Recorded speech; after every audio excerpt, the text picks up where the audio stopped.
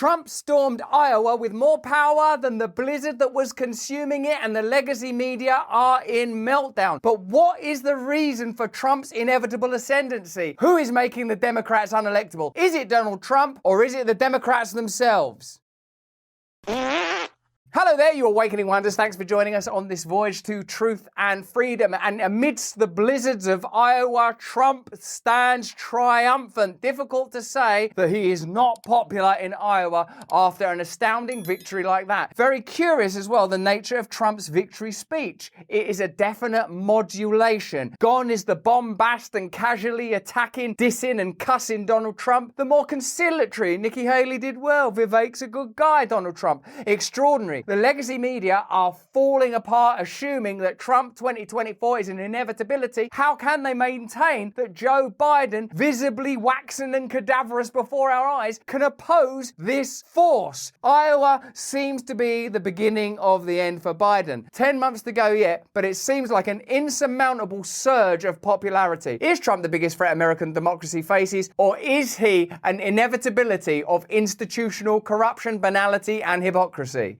I'm sorry, I just have to do a little bit of business just for a second. Certainly one person who seems to be terrified of a Donald Trump victory, and even Donald Trump verbiage, is Rachel Maddow, who says that Donald Trump's speeches cannot be broadcast, presumably to protect us, or just in case he does a misinformation, or he slips out a malinformation or an untruth. But of course, anyone that knows anything about MSNBC knows that they regularly broadcast misinformation, whether that's around the pandemic, the medications that grew out of that era, the Russiagate hoax, the Hunter Biden laptop. It's just which flavor of misinformation and which flavor of authoritarianism you, or indeed they, prefer. When you watch this, does this make Trump less appealing to you, or does it make him feel like some sexy elixir that can't even be shown on TV? Particularly if you actually watch the speech where it's just like, Nikki Haley, nice lady, Ron DeSantis, well done. I want to congratulate Ron and Nikki for having a good time together. We're all having a good time together.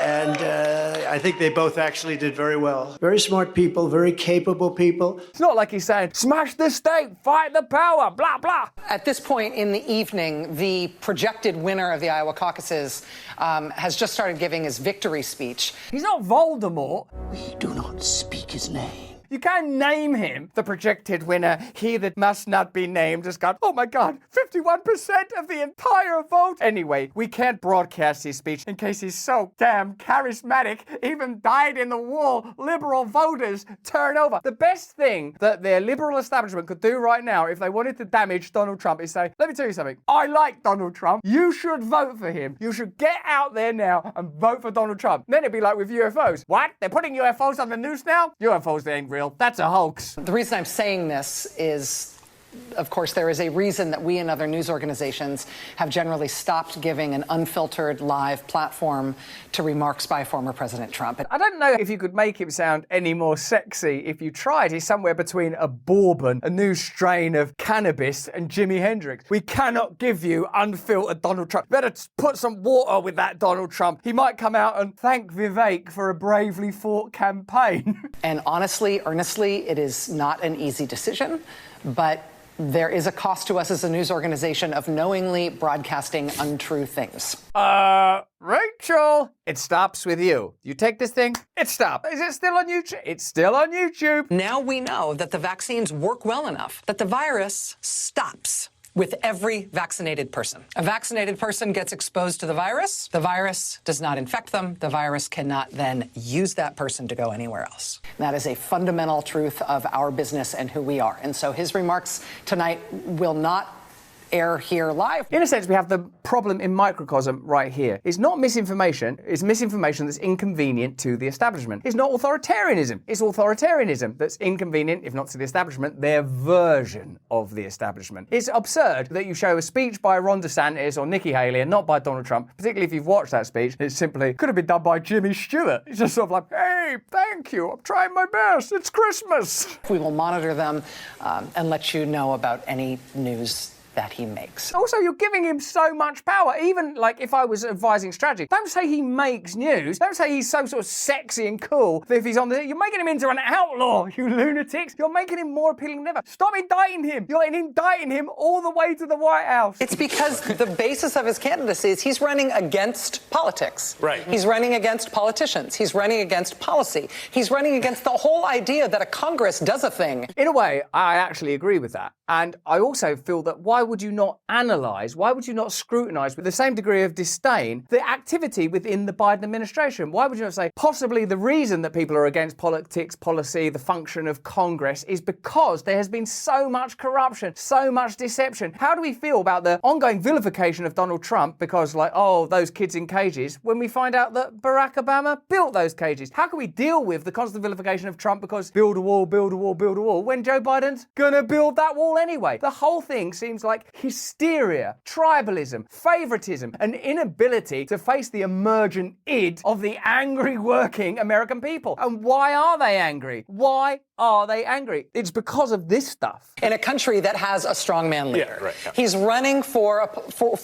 a situation in which he is the leader. There is no government. There isn't a policy process. It's weird though, because Donald Trump has actually been president for 4 years. So there is data available, some of which we'll share with you, about what actually happened while Donald Trump was in office. He didn't go, right, you're all under arrest. Okay, Don Lemon, you're out. You know what I mean? People weren't lined up against the wall. What happened is there was a rise in some jobs. There was a fall in unemployment, broadly comparable to the preceding Obama administration. There was a lot of late night talk show riffs and gags. It's very difficult, if you ask me, to make significant change within the turgid system of conventional American politics. That's certainly my position, is you're not going to change it that much because there's so many layers of infrastructure. Indeed, Martin Gurry, who's a brilliant source on this and a liberal Democrat, broadly speaking, he wrote the amazing book, The Revolt of the Public, said, if you expect to become an authoritarian, you have to wield absolute control over a key institution of government such as the military, like Franco, Perón, or Pinochet from Spain, Argentina, and Chile, of course, or a mass movement with a paramilitary wing like Lenin, Mussolini, or Mao. Neither condition applies to Donald Trump. Every federal institution is ferociously set against him. What would happen if Trump ordered the FBI or the 101st Airborne Division to start shooting Democrats? It's ridiculous. Donald Trump does not have a paramilitary wing at Mar-a-Lago. The hysteria around Trump has reached the pitch where you have to ignore it. We cannot continue to fight this system of corruption and injustice without your loyalty, power, and support, and without the partnership of the wonderful people we work with to keep the lights on, both in and outside of our hearts. Recently, clusters of respiratory illnesses in northern China and what's being referred to as white lung syndrome in the United States are scattered across headlines right now. You've seen them, right? Drawing attention to the importance of being prepared for medical emergencies. With close to 90% of pharmaceuticals in the US being produced outside of your country, what happens when the next global crisis strikes? It's disease X and you ain't got no medicine, baby. Countries clamp down on exports. You know that. They stockpile. The price of drugs rise and the pharmacy shelves in America end up barren. Is already starting to happen. Well, the wellness company's medical emergency kit has got you covered for times like this. The wellness company is home to hero of the pandemic, Dr. Peter McCulloch. He's been on the show. Dr. Drew Pinsky, that buff lunatic, he's coming on soon, and other truth-telling doctors. It's not like the medical establishment is bad. It's full of wonderful, magnificent, healing, wonderful people. We all know them. We've all had our families or our own lives saved by these brilliant physicians, and these are the kind of medics you can trust. 40% of Americans say they would avoid a doctor or hospital unless it was a catastrophic situation. The wellness company's medical emergency kit provides a solution. This handy little kit includes 8 potentially life-saving medications for you, along with a guidebook for safe use in case you, oh no, I've eaten it, I've put it in my ear. No. Emergency antibiotics, antivirals, antiparasitics to help keep you, your family, your loved ones, whoever you love, safe and healthy in the face of natural disasters, supply chain shortages, or even medical emergencies like white lung or COVID, for example. Go to twc.health/brand and grab your medical emergency kit right now. That's twc.health/brand. Code BRAND, by the way, will save you 10% off checkout. That's not bad, is it? Don't wait till it's too late. Take control of your health with the wellness company's medical emergency emergency kit. Okay, let's get back to fighting this bloody system. From the same article, Martin Gurry, what kind of person becomes an authoritarian? Well, it may look like fun, but authoritarianism is really hard work. You need to be in the prime of life in your 30s or 40s, like Lenin, Stalin, Mussolini, Hitler, Franco, Mao, and Castro. Very rarely an exceptional person such as Julius Caesar is granted literal dictatorship. The Romans invented the entire idea in his early 50s. So there you are. And isn't it more likely the reason that Trump is so appealing is because of his vitality, vivacity, rhetorical skill, ability to reach the emotional heart of Americans everywhere, and because what the Democrats are telling you the solution is a waxen cadaverous near zombie in the form of Joe Biden, who had this to say: looks like Donald Trump just won Iowa. He's the clear front runner for the other side at this point. But here's the thing. This election was always going to be you and me against extreme MAGA Republicans. It was true yesterday and it will be true tomorrow. In short, the legacy media and the establishment themselves are doubling down on the idea that this is an extremist movement rather than a populist one. Populist is opposite to extremist. It means it's spread out across a vast population. If we are worried about the rise of authoritarianism in this country, we are worried about potential rise of fascism in this country. If we're worried about our democracy falling to an authoritarian and potentially fascist form of government. It's all like people that have worked within the Democrat Party, all people that are clearly affiliated with the Democrat Party, sort of pretending to be the sort of goodies and the sort of this is the sober, somber analysis. But really, this is just more hysteria, more propaganda. And people have seen through that now. What they are doing is making the situation much, much worse continually. And the American electorate is made up of two major parties. One of those parties has been flirting with extremism on the ultra-right for a very long time. They've brought them in a way that they haven't been central to Republican electoral politics ever before, and I know because I've been studying this. It's very interesting to make such sweeping statements about taxonomies and use terms like extreme right while simultaneously indulging post-structuralist ideas like there's no such thing as identity or masculinity or femininity, all ideas that I'm absolutely open to in the infinite morasses and molasses of space. But if you say there is an absolute thing called extreme right rather than democracy, because what's just happened is a Republican candidate's gone up against a bunch of other Republican candidates in Iowa, and every single district has gone, that guy, that's, I think, democracy. And yes, Trumpism is sometimes what we call it. MAGA movement is probably a better way to do it. But there is an authoritarian movement inside Republican politics that isn't being bamboozled by Trump. They are pushing Trump to get more and more extreme, because the more extreme things he says, the more they adhere to him. And that is coming from a very large proportion of the American right that adheres to the Republican Party. And that's why this is a Republican Party problem more than it is the problem of one man and his leadership. Prior to Trump, we had 4 years of Obama. Since Trump, we've had 4 years of Biden. If Trump is as extreme as the legacy media are saying, surely we will have seen extreme fluctuations and extreme changes. Let's compare some of the data between these administrative periods and see if there's another reason why the Democrat Party might have gone into decline. Looking at the 3 years before COVID-19 made a mess of things, the US economy under Trump performed about the same as it had during the last 3 years under President Obama. The last 3 years of President Obama's administration saw an increase of 8.1 million jobs and a 2% point drop in the overall unemployment rate, decreasing from 6.2% in 2014 to 4.9% at the end of 2016. Under Trump, the number of jobs increased by 6.5 million in his first 3 years, and unemployment dropped from 4.4% to 3.7%. Similar,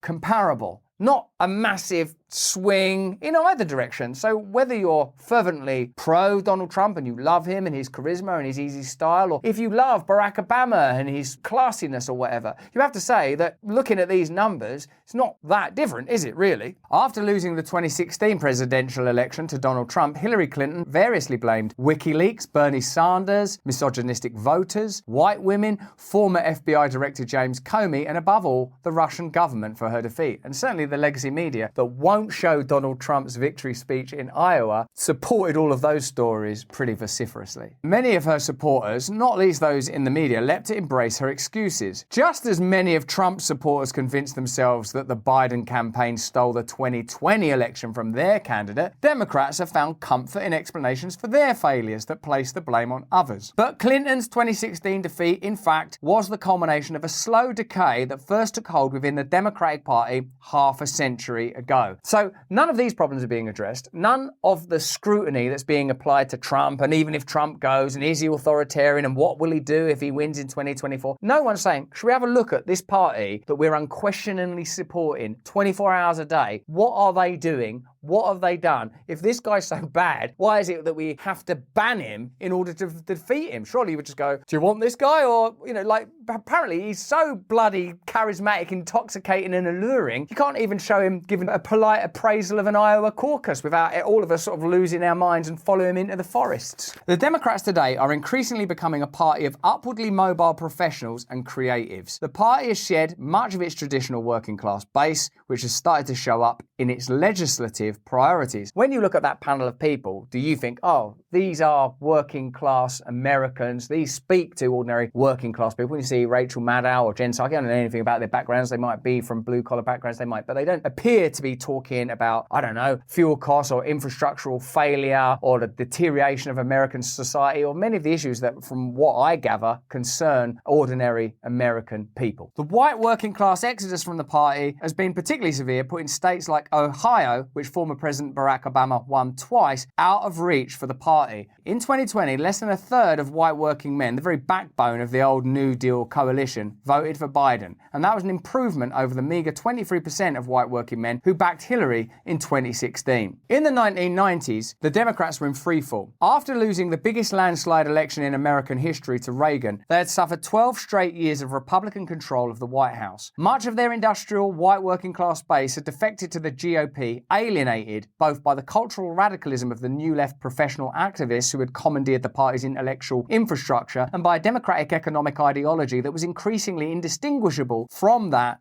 of the Republicans. I think we all remember that Bill Clinton primarily became look, it's going to be basically the same steps. I've got a saxophone and there's going to be some crazy stuff going on in the Oval Office, kids.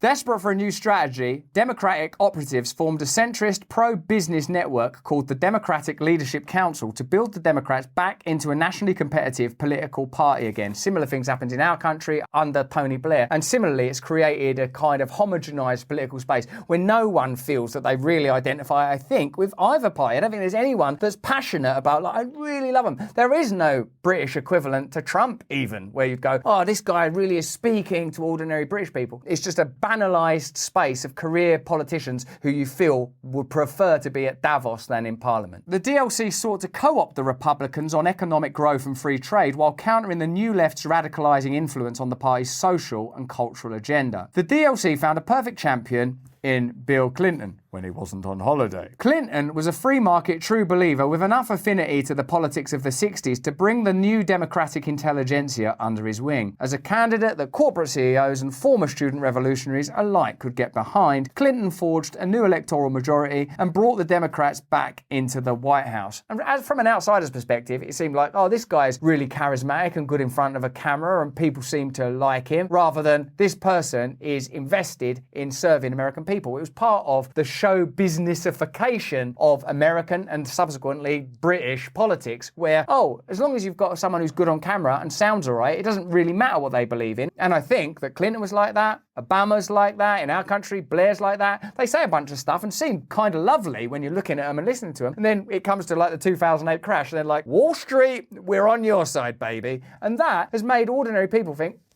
I don't trust this lot. Donald Trump, as Dave Chappelle is fond of saying, came out and goes, you know that stuff you think we're doing in there? That is what we're doing. I know all these tax loopholes because I use them. He said, I know the system is rigged because I use it. I said, God damn. All of her donors use them. You're like, oh my God, this is amazing. If you can't see why that would be appealing after the preceding 20 or 30 years, then that's a deep strain of myopia that is much more likely the problem than Donald Trump's evident charisma. In office, however, Clinton bungled his careful balancing act. In his campaign, he had purported to speak for the forgotten middle class, but as president, he seemed to speak more loudly for Wall Street. He pushed for NAFTA, the founding of the World Trade Organization, financial deregulation, and permanent normal trade relations with China. China.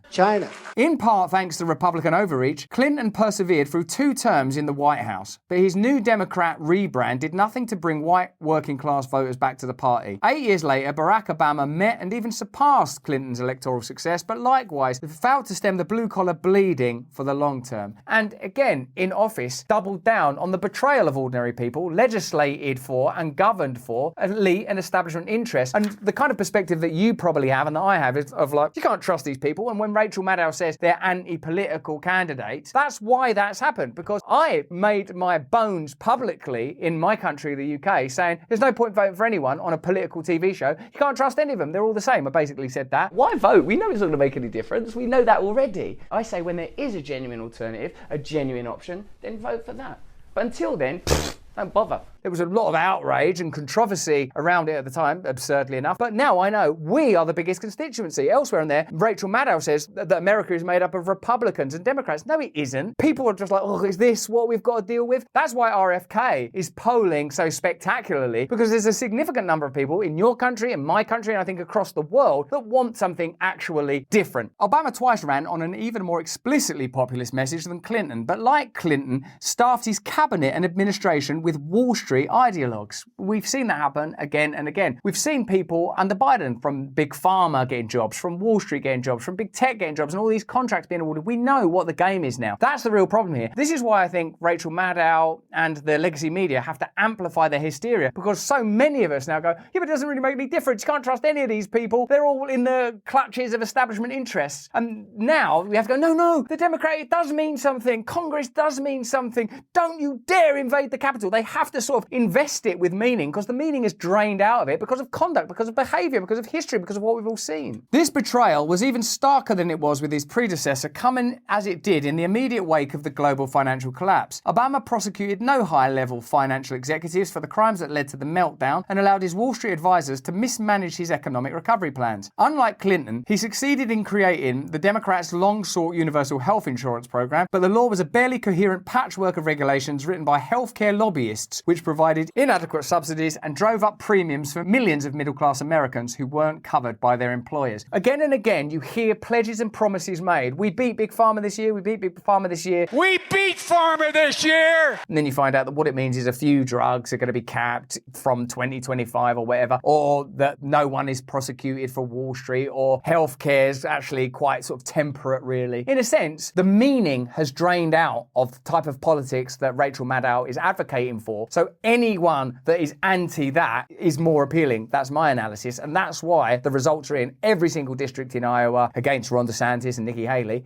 Donald Trump all the way. And based on that, he's going to be the candidate. And I would say similarly based on that, and looking at the total lack of trust in Joe Biden, even among Democrat voters, 69% of them say that Biden does not have the mental sharpness to be president. It's unlikely that Biden can beat Trump fairly. Hillary Clinton shared Obama's reverence for Wall Street, but none of his talent for pretending to be a populist. Indeed, she didn't even try. Instead, she ran a campaign that was explicitly scornful of white working-class voters, maligning them as racists and misogynists. In sharp contrast to Obama's unifying message, Clinton directly appealed to the identity-based grievances of various constituency groups, largely centered in the prosperous post-industrial metropolitan regions of the country. While accusing her opponent Donald Trump of campaigning on hate, she ran the most polarizing campaign in living memory.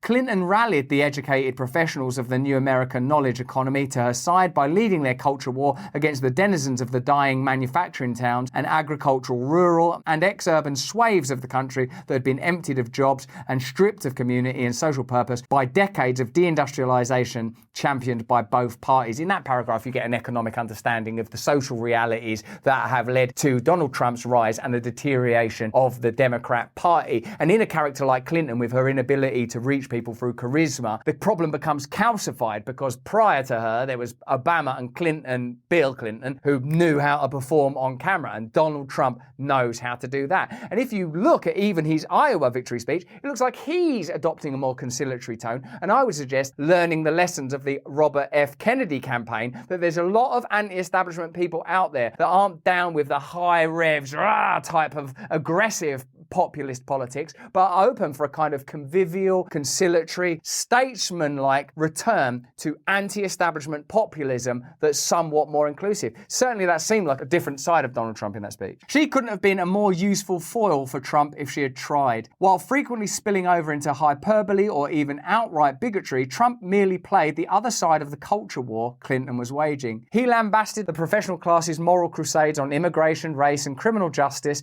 as cynically as Clinton celebrated them. But he also excoriated the free market orthodoxies of both parties, a critique that resonated with every working and middle-class voter who had lived through the Great Recession. Trump embraced protectionism and an industrial policy to restore American manufacturing. He rallied against the cultural elites, especially their loudest spokespeople in the media, and white working-class voters, including ones who had voted twice for Obama, rewarded him for it. This isn't the kind of analysis that you see on legacy media, is it? Because it's inconvenient. And one of the things I've had cause to reflect on lately is Albert Maysles' famous claim that tyranny is the deliberate removal of nuance. Well, the nuance is always stripped away in this new puritanical establishment legacy media propagandist machine. When they're talking about Trump, it's always, he's dangerous, he's racist, he's awful. They don't describe the circumstances of his rise. They don't describe his appeal. They don't describe their own culpability. They don't describe why they cannot amend and adjust because of their affiliations and funding and because of lobbying and because they're ultimately owned by financial interests comparable to the financial interests that have traditionally owned the Republican Party. They can't have those conversations, so there's nothing they can do except continually condemn Donald Trump, continually lambast anyone who might be interested in Donald Trump's appeal without ever addressing the causes of this problem. It was principally Trump's mishandling of the coronavirus pandemic that led to his loss to Joe Biden, who in his campaign distance himself from the avant-garde professional class social justice politics that had come to dominate his party. Democrats hope that Biden's everyman appeal might win back some working class voters to the party. That hasn't happened. In fact, now the Democrats are losing non-white working class voters. Every election cycle, Democrats lose more and more of this demographic. Despite his virulently anti-immigrant rhetoric between 2016 and 2020, Trump gained support among Latino voters. Joe Biden did 16 points worse among Latinos than Hillary Clinton had 4 years earlier. The Democrats have an increasingly tenuous hold on the Asian vote, and their support even from black non-college educated voters has begun to slip. As of last summer,